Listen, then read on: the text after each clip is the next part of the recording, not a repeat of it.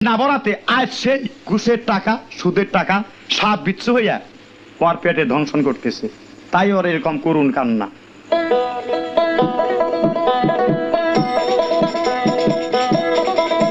দেশের যত সুদি ঘুষখোর আমার কাছে তা যাইও শুনিয়া রে,